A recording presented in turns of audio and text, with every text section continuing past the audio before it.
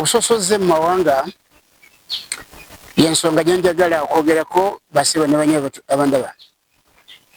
Gaston Baguma ndi muhandisi yatumibwa Yesu Kristo mu 1998 okulaga okukyama n'okubula akabagolezi ba Yesu Kristo bali mu nsi kati.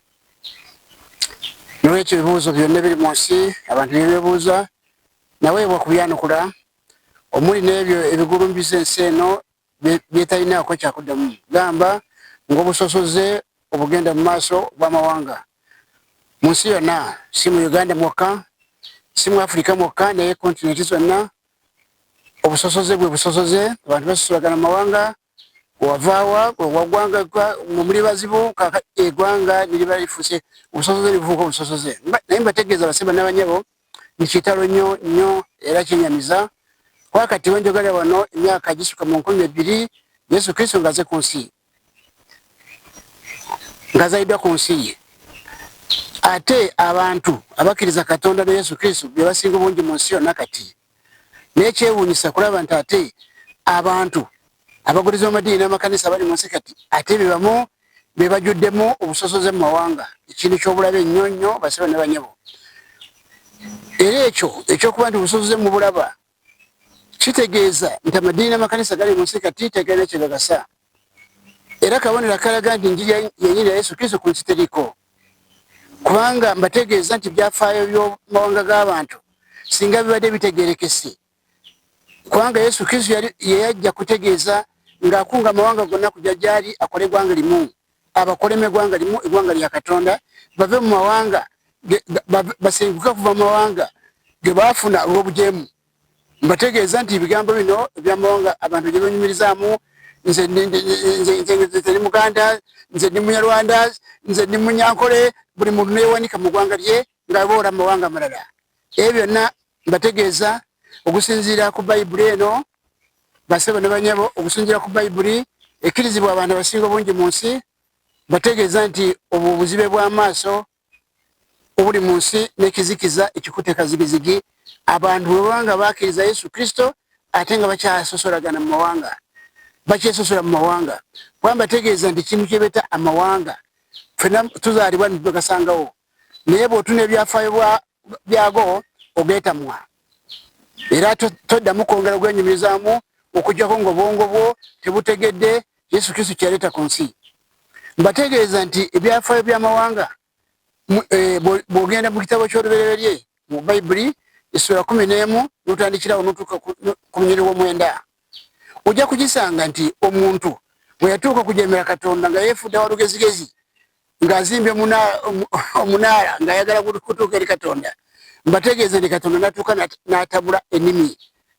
Mbategeeza nti ebyawandiikibwa bikolaga bulungi kyenkulaze nti abantu baali bwagwanga limu. Era ndowooza abantu abo badde beetaaga kusomawo, naye olw'obudde nga bumutegeera ebyobudde bwa social media twetaaga tutunulire ekyaliwo. Lubereberye essula 11 n'olunyiriri olw'omwenda, omanya nonye kuva kusooka ku lw'omwenda. Tujja kwesanga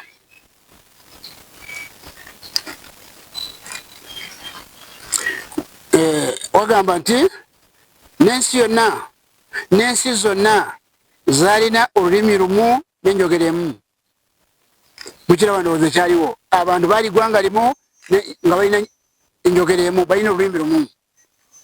Awo bwe baali batambula obuvanjuba ne balaba olusenyu mu nsi Sinaali, ne batuula omwo, ne bagambagana nti kale nno tukole amatoffaali tugookere ddala. Olwo ne baba n'amatoffaali mu kifo ky'amayinja n'ebitosi mu kifo ekyenoni, ne boogera nti kale nno twezimbire ekibuga n'ekigo ekitutuusa entiko yaakyo mu ggulu, era twefunire erinnya tuleme okusaasaanira ddala ewala mu nsi zonna. Mukama nakka okulaba ekibuga ekyo,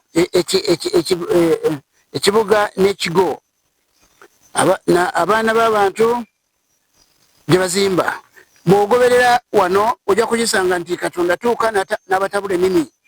Ekintu kino amawanga ne gatandikiraawo kubanga eggwanga lulimi, ekyawula abantu mawanga nnimi. Ennimi ezo zajja ddi? Zajja olw'obujeemu bw'omuntu. Olwaliro basebo ne banyabo, amawanga bwe gajja mu nsi, omuntu ayogera nti kyetaaga mutaputa kubanga mu kyoliigo oli mu kiga.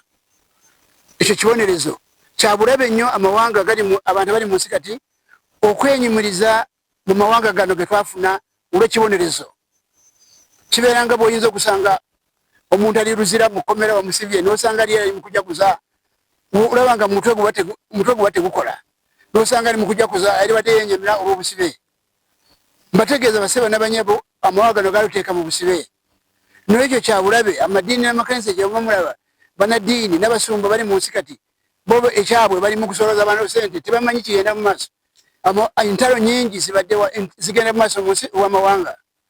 Entalo mu mawanga mu Afrika, entalo z'amawanga, ebusosoze mu mawanga.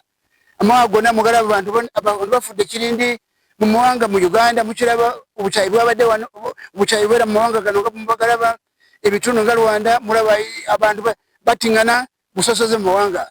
Kongo ekiriyo busosoze mu mawanga. N'amawanga gonna butuna Burundi, mawanga gonna South Africa mubiwulira. Naye amadiini gali mu kusolooza ssente, amakanisa gali abanadiini n'abasumba bali kusolooza ssente nga tebategedde nti ensi tetegedde kino kintu kye balwaniragana nakyo bagitegeera.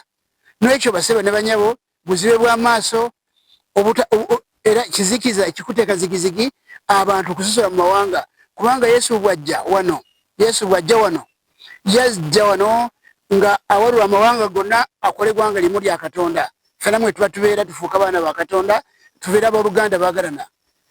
N'ekyabulabe basebo n'abanyabo okwesanga ate nga Uganda eggwanga abantu abakkiriza Yesu Kristo basinga obungi, naye ne bwesanga ate bakyeraba mu mawanga gaabwe ag'edda. Unakyeraba ng'Omuganda, olakyeraba ng'Omusoga, akyeraba ng'Omunyoro yekka.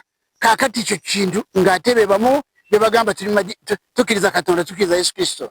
Twali bakujja ffenna tufuuke eggwanga limu, nga okufuuka kubeera ndi ni Muganda kisigale mu byafaayo, naye nga ffe twayingira mu ggwanga eppya, eggwanga Kristo lye yaleeta eryawandiikibwa, eriri mu byawandiikibwa wano mbasebo n'abanyabo eriri mu byawandiikibwa wano.